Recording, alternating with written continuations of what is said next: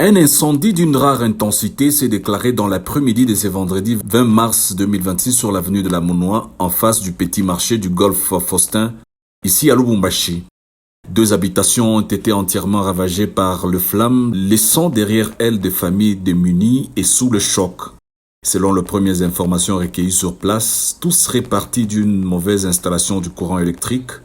En quelques minutes seulement, le feu s'est propagé avec une rapidité inquiétante, consumant meubles, vêtements et biens de valeur sans laisser aux propriétaires le temps d'intervenir.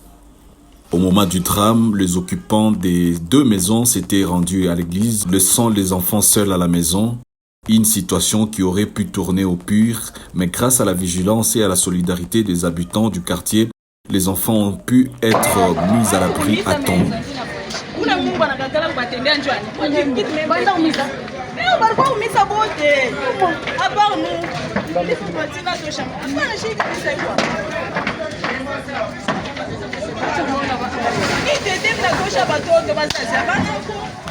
Face à l'urgence, les habitants du quartier se sont mobilisés pour tenter de maîtriser le flamme et sauver ce qui pouvait encore l'être.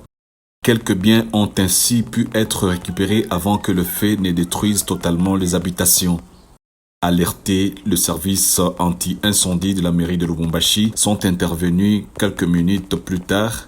Leur action a permis de circonscrire l'incendie et d'éviter sa propagation aux maisons voisines dans une zone pourtant fortement habitée. Ces drames relancent une fois de plus la question de la sécurité des installations électriques dans nos habitations.